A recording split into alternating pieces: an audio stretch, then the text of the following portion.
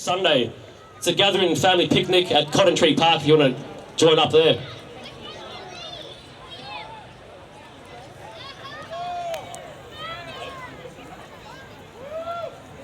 Can you hear us, Craig? I can hear you loud and clear. Say good day to Craig. And I'll tell you what, I don't know if you've seen the huge crowds in Sydney and Melbourne today. Heard loud and clear across this nation. So guys, it sounds like the whole of Australia's rising today, not just Brisbane. Give it up, guys, for Australia!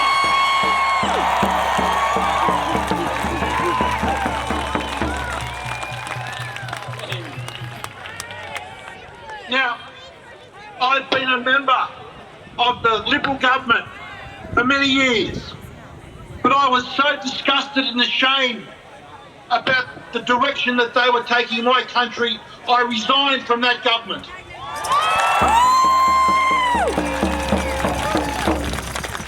And what I have done, I do not want to see a situation in my country where any citizen is forced to take a medical treatment, let alone an experimental medical treatment, against their free will.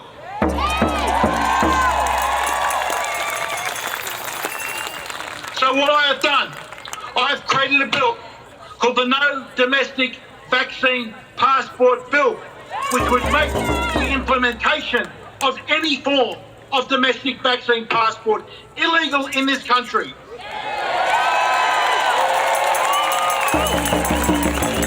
It is a simple principle that our forefathers fought wars against to protect us. No Australian should be at risk of losing their job because they do not want to participate in a medical experiment.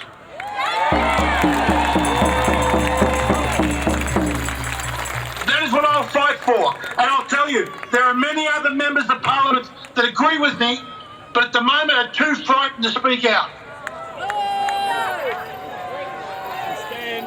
So what I need you to do, I need you to get out there, to get on the phones, get on the emails, and tell your member of Parliament, whether they're Labor or whether they're Liberal, that if they do anything to enforce compulsory vaccinations in this country with an experimental treatment, that you'll vote against them, your family will vote against them, and you'll tell every single one of your friends that they will also vote against them at the next election.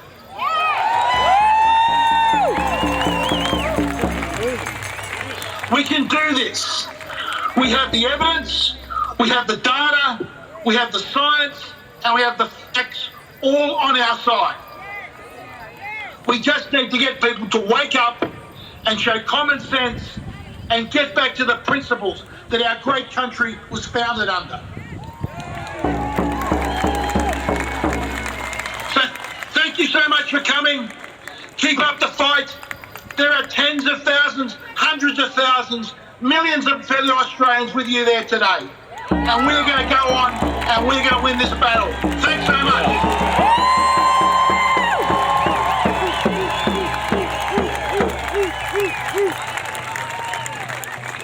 So Craig, what stage is the bill currently at? Right, the bill is currently, it's been lodged, it has been introduced to Parliament. It is up to the government to bring it on for debate and for a vote. It's now in the government's hands.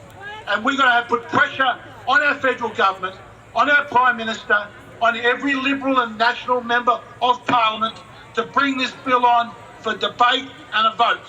If they don't, they are a pack of cowards and we're going to vote them out of office. Well, we all know that they are a pack of cowards, but Craig, who makes the decision whether this bill is worthy of getting voted on or not? Ultimately, the decision is in our Prime Minister's hands. He's the one that can decide. What do you reckon, guys? Do you reckon ScoMo will let this one through? He has to decide what type of country Australia is. Is this a country where you can be forced to take a medical procedure against your free will? Or is this a country where freedom reigns? It is in the Prime Minister's hands.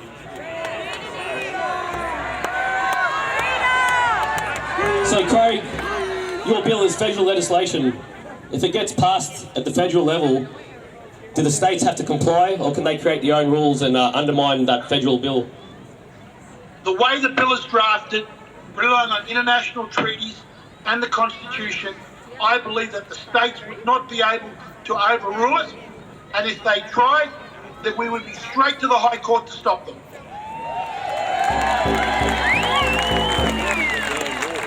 So how many politicians do you have currently backing the bill? There we've got a small number of politicians, only a very small number at the moment. We're working on those numbers because I believe every single member of our Australian Parliament, if they believe in freedom and if they believe in democracy, that they will support this bill. How many, give us a number, Craig, we want to know how many you got there. Okay, at the moment I could probably count 6. That would be as many. Right, and out of how many possible? That's out of a possible 200. But don't worry, don't let that distract you. I believe the majority, if they have the courage and the confidence, that they believe in their heart that they should vote for it. It's just a matter of them understanding that the Australian public will be on their side if they do.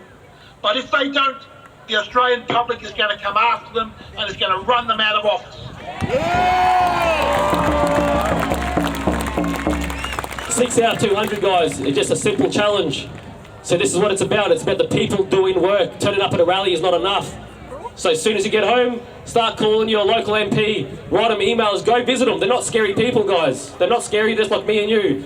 They work for us. Don't ever forget that. Let them know that, and they tell them to get on the bill or they're gone.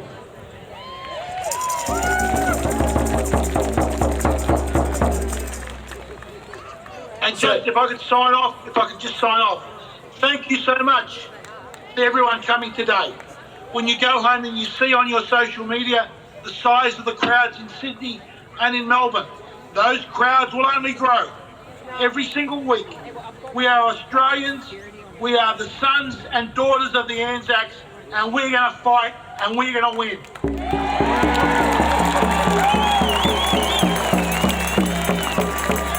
Just before I let you go, Craig,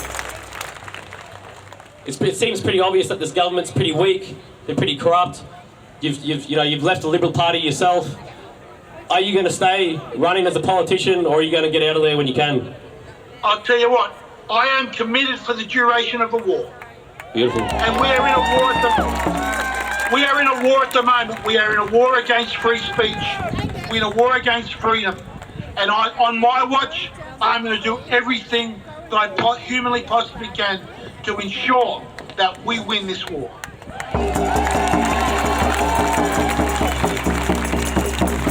Thanks very much for your time, Craig. I'm going to give you a call on Monday. I've got a few tricks up my sleeve that I want to try and roll out to help you get some support for this bill. So I'll have a chat to you on Monday, please, Craig. Thanks, everyone, and keep up the fight.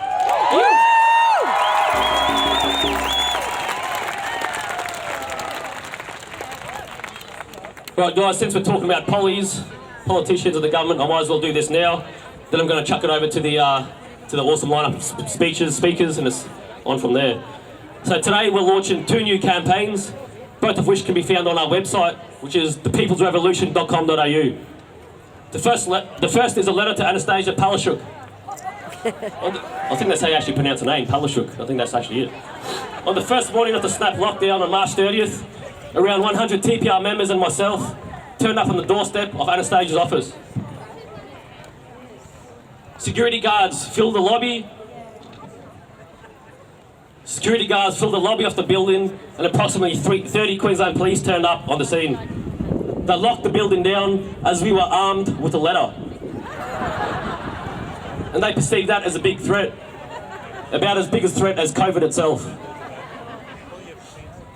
Despite constant threats of arrests and fines, we held strong and we were able to negotiate terms where I was escorted inside the building by QPS to hand deliver the letters to Anna's Chief of Staff. On the 14th day, her office replied and passed the buck onto Yvette Darth, who was the Health Minister. Yvette, unsurprisingly, chose to ignore this letter. And so we have drawn the conclusion that the evidence we asked for which should justify the Orwellian control measures, does not exist. We have chosen to respond and effectively put the Premier on notice, now being liable for any injuries or death as a result of control measures, including the experimental injection.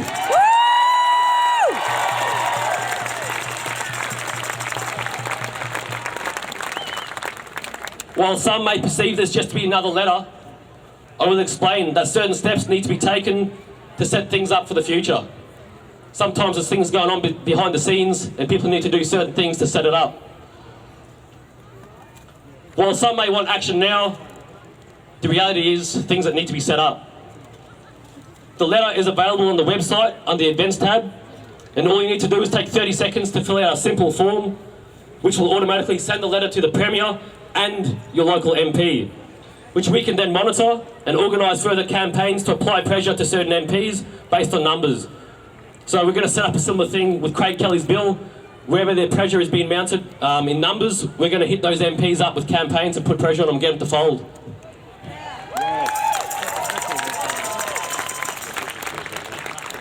The second campaign, yes, it's another letter, to Jeanette Young, the Chief Health Officer of Queensland.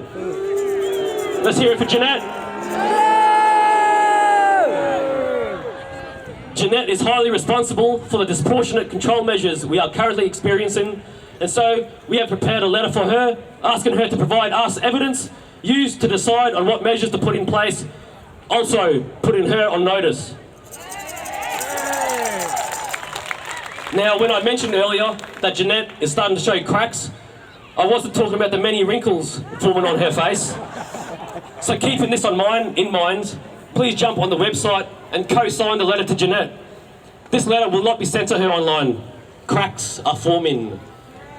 Remember, in the past, when I have mentioned people need to be ready for midweek actions on short notice, people need to be ready for midweek actions on short notice. Get ready to take a day off work and apply pressure. Please co-sign the letter, guys. www.thepeoplesrevolution.com.au under the events tab, I think. Or maybe that's address is totally wrong, but I'll let you know.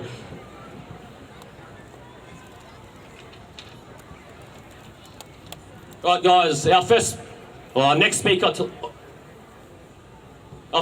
today is no stranger to speaking publicly. His website is thecrowhouse.com. Please welcome Max Igan. Anya Max! Represent Mullumbimby! Hey folks! Woo! Yeah! Mullumbimby! Mullum go! What a crowd. There's got to be 10, 15,000 people here today. Unbelievable. Awesome. So welcome everybody to day 524 of 14 days to flatten the curve. How are you all feeling? Woo! There's been so much evidence come out now about this pandemic to show that it's a fraud. Like every single thing about it, that you can't even call it a pandemic anymore. It's more of an IQ test. It's really become that. There's been a whistleblower came out just a week or so ago in the United States, Dr. Peter McCullough, said 45,000 people died of the injection in 3 days, and that's just from one source. We've had over 300 people die of the injection here in Australia already, claiming elderly people are dying, people in their 80s. Isn't that strange? The average life expectancy in Australia is 84. Strange that we should be seeing people in their 80s dying, and they're using this to lock the country down, using a test which isn't a test. You know, the thing is, every PCR is a false positive, and not only is it a false positive, it's a false negative. They've never identified any virus. There is no virus, and the PCR isn't a test, and they can use this to just use it and lock people down whenever they want. And what they've done to Sydney at the moment, Sydney is virtually in a state of prison at the moment. They've got 90 suburbs in lockdown, around about 900,000 people. They're not allowed to leave their suburb to even go to work.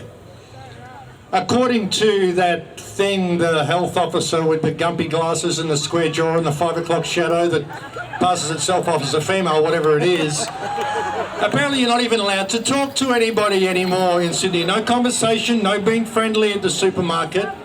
It's against the law, folks, to be friendly. You're being over-friendly, folks. We're going to have to fine you. When you're in prison, you're allowed to talk to the other prisoners. You're allowed to leave your area and go to work. Not in Sydney, folks. It's actually worse than being in a prison. Gladys Berejiklian is trying to outdo little Danny Hunchback in seeing who can be the most vicious tyrant in this what used to be a country. And like I said, if people can't see what's going on here, this has become an IQ test, folks. You know, with these letters that Tricky's saying, great idea, send these letters off and add to the letters that you have a loss of confidence in this government's ability to govern. You have a loss of confidence in their privilege to govern. Because being a politician, it isn't a right to govern, it's a privilege to govern. This is a privileged position. Every single one of these people has abused that privilege. They've used the office that they hold to delegate themselves powers that they have no right to have. They are in abuse of that office. They're in misconduct of public office. Every single one of them. And we need to express a loss of confidence in this government and dismiss them immediately. Every single one of them, folks, run around the world. And as I've said for years, people looking at the world, you've got to stop thinking about it as nations competing with each other. What we've got is a multinational, multi-generational criminal cabal masquerading as a system of international governments and nations, and they play all the people off against each other. And they create this whole scenario to carry out this bio-attack they're currently carrying out, because this is a bio-attack. And there isn't any bio-weapon that was released from China. So I've got my police guard here, I'm good. Cops, look, see, some cops are good, folks, the right cops. We need people with this type of wisdom in the police force. They kind of lose that when they join in, they go through that little IQ test, they join the 102 club, you know? They can actually score too high on the aptitude test to join the police force, did you know that? You score too high, they won't let you in. The only one who can really think clearly, just got to be just smart enough to fill out the paperwork and know how to beat the shit out of people, and you're good to go. That's what the cops have become. I got distracted. But we need to express a lot of confidence in these governments, folks. It's one multinational, multi-generational criminal cabal. That's what we've got here, and they're all working together in lockstep. I suppose you've all seen that document, the lockstep document, the Rockefeller document, where they outlined this whole plan. And this is a bio-attack, folks. Prong one of the bio-attack has been the propaganda exercise to convince people that there is a pandemic. Terrible pandemic. Look at all the people dropping dead all over the place. Terrible. Bodies everywhere. So they can roll out this mRNA vaccine, which isn't a vaccine, it's mRNA. They did do animal trials in mRNA injections. I believe there was a display, there was a boneyard display out here for the last protest. I think that was the animal trials where they did the mRNA. But nobody survived these tests. This is genetic modification. That's why they're going so hard to get this into everybody. The Pfizer vaccine has, I think, 99.1% graphene, the entire vaccine. Go and look up graphene and how this bonds with the brain, how it bonds with your neurology. Think about what they're really doing with 5G and where all this is going, folks. Transhumanism, human 2.0. This is why so many people are having such bad reactions, because graphene causes blood clotting. It causes all of the symptoms that they're telling you is COVID. Causes respiratory problems, causes cardiomyelitis. Now they're saying they've got to give it to children. What happened to 2 weeks to flatten the curve and it only affects old people? Now they want to give it to kids, they want to give it to these guys. And that's why we have to step up and do something about this, because if they manage to lead us into this prison, the kids coming up through this will have no reference point. And it's so important that people get involved, because when you look at the contact tracing, everything that's not going to go away, it's never going to go away. You listen to Tedros from the World Economic Forum, he says the pandemic will not end with just a vaccine. People will still need to be traced. People will still need to be quarantined. They're building quarantine camps all around the country. You know, building quarantine camps, stopping people travelling, stopping people from visiting their families, closing down businesses, banning free speech, outlawing protests. If anybody thinks this is about a virus, go read a frickin' history book.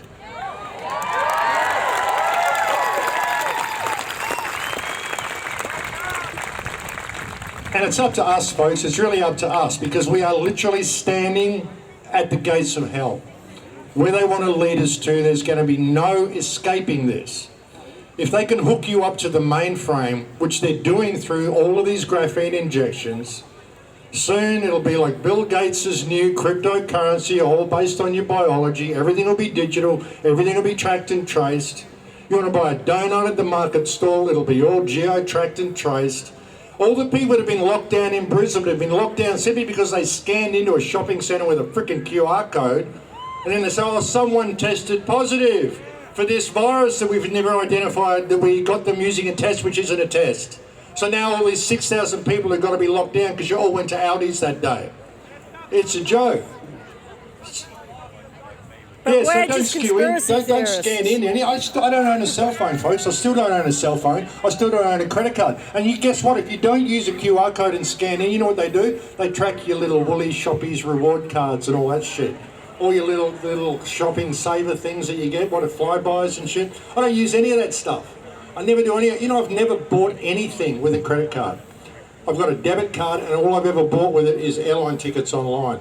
I've never gone into a shop and paid for anything with a card.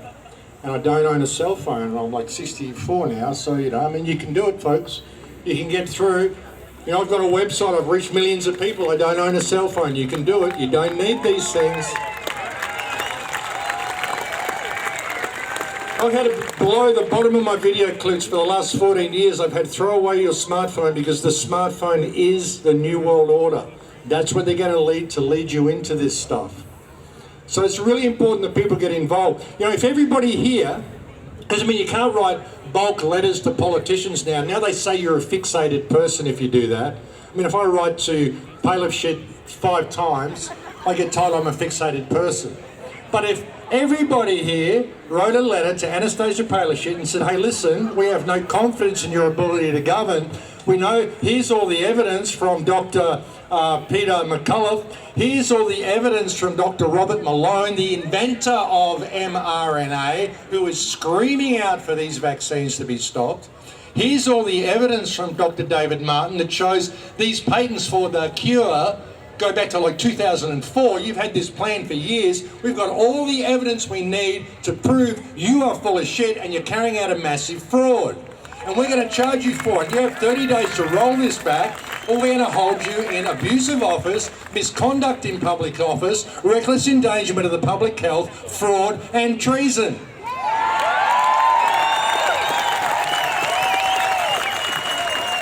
Everybody here, write a letter like that. Send it to Anastasia Palaszczuk. Send it to Janet Young. Send one to Gladys Berejiklian. Send one to Little Danny Hunchback. Send one to ScoMo. ScoMo still wants to roll out the AstraZeneca vaccine. I saw an ad, I was looking at the news yesterday, and there's a news article saying the people over 60 years old who haven't had the AstraZeneca jab are to blame for the Sydney lockdown. And there's the next news article saying man 44 and man 40 die from blood clots from AstraZeneca jab. I thought, well, I wonder why no one's having the jab, But of course they want everyone to have the jab because I believe ScoMo has shares in the AstraZeneca manufacturer in Australia, I believe. That's why they're pushing AstraZeneca. Who's Anastasia Palaszczuk's But they're all as bad father? as each other. And by the way, did you know that if you've had the Owns a AstraZeneca vaccine jab, all company. you vaxxers out there, well, if you want to go to the United States, they don't recognise that you've been vaccinated there because that vaccine isn't recognised in the United States, so you're going to have the other one anyway. And then you still can't travel because you can still pass it on and you've got to wear the mask and stay home, and none of it seems to do anything anyway, but everyone's got to have it. And now they're rolling out the military in Sydney, in New South Wales, to make sure everybody has it. So this is where they're pushing it, folks, martial law. And this is treason, folks, this is treason. They cannot force this on anyone, forced medication. And I don't even think it is experimental medication. I think they know exactly what they're doing with this. And what this is about is depopulation. It's about depopulation and control. That's what it's all about. But I was going to read a poem for you, folks. There's someone that's going to give it to me here. And that's about all I wanted to say to you. But I want to read you this poem. This is from a while ago. It's on my website. Someone's got their little device here. I don't hold these much, but you know, I want to read you this, and I don't want us to go into this future, but I want to read you this poem anyway. Whoops, what have I done? I've just lost it. How did I do that? You get it up for me. You know what you're doing? It just disappeared. There it is. See, I don't even know how to use these things, folks. Yep. Children of tomorrow, I apologise to you on behalf of those in my time for the things we didn't do. We didn't stop the tyrants so your fate could be prevented. We watched them steal our freedom. By our silence, we consented. We didn't choose to circumvent the doom you've not escaped, while our human rights were murdered and our constitutions raped. Some of us were lazy, others too afraid to think about our children, the ones we have betrayed. I guess we were too busy, too concerned to care, to try to ease the burden of the chains we made you wear. We could have been good shepherds when the wolf got in the fold, but we watched the flame of freedom die instead and left you cold. I'm sorry we were timid, my selfish generation. We left you but a remnant of a free and prosperous nation. I'm sorry for our actions, like cowards we behaved. We could have left you freedom, instead you are enslaved. Children of tomorrow, descendants of our land, I'm sorry we allowed this, the fate you now withstand.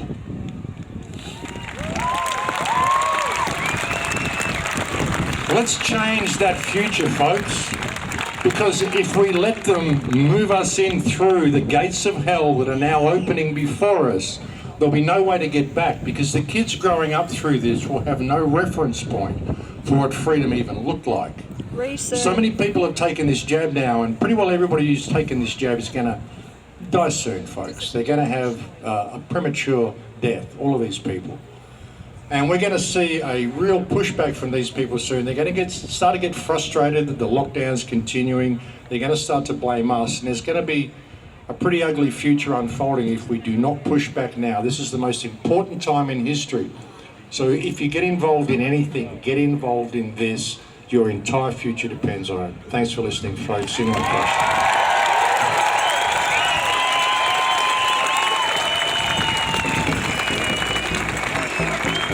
Right, guys, I've just had some news that apparently Sydney's getting violent. The police are making arrests and physically detaining people and dragging them away. Let's hear it for the Sydney police. You serve us. What I want to say, guys, is if that ever starts happening here, stand your ground and stick together. Look how many people are here. Do you think they can take us all on? It's time to stand up. Have no fear, guys. Stick together and stand strong in the face of adversity. You serve us. Fuck the police. The Queensland Police called me on Tuesday to let me know that they don't permit this event and they do not condone the event. And I said to them, I don't care what you condone or what you permit, because we the people don't need your permission to stand up for our land.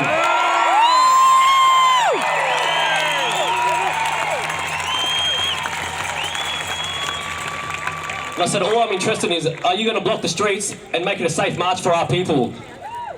And then she went off the phone quietly and asked her boss. And the boss came back, told her to say yes. She said yes. That's not because they condone or they're with us.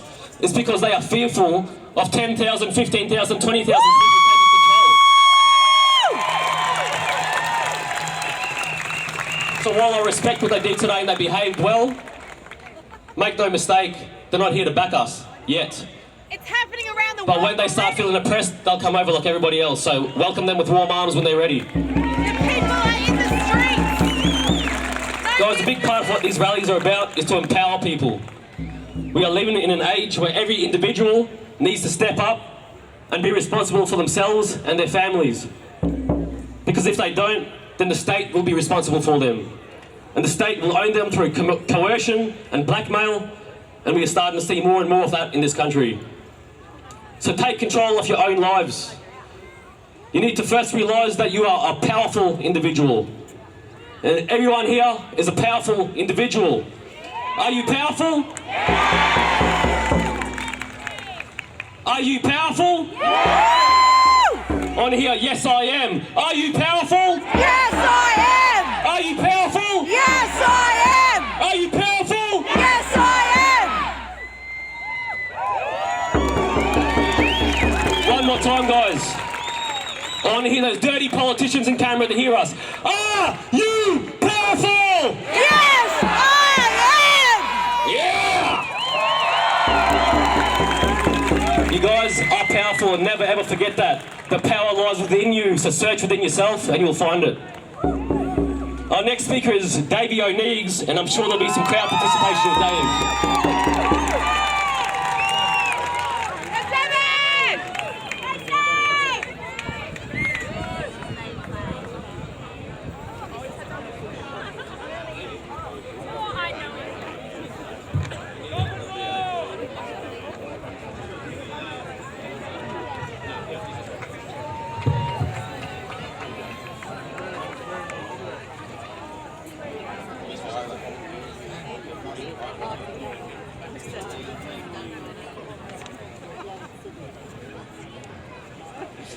Too high.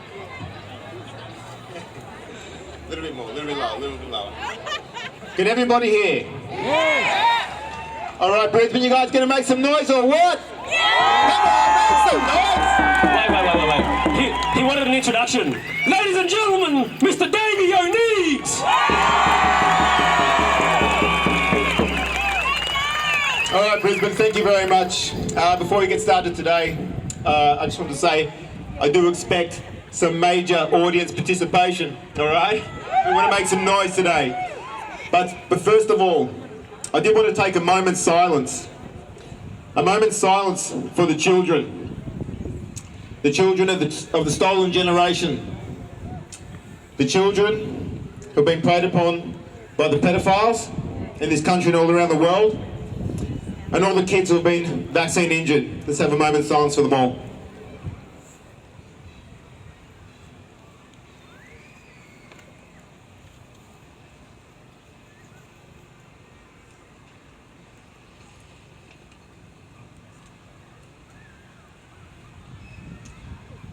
Thank you. Make some noise. Bring it on, Brisbane. All right, before I get started as well, folks, Tristan Tricky Tritty, he has been such a warrior for this community. There is a reason these are the most successful events, not only in Australia, but I would say in all the Southern Hemisphere. Can we make some huge noise for Tristan Tricky Tritty? Go, come on, guys.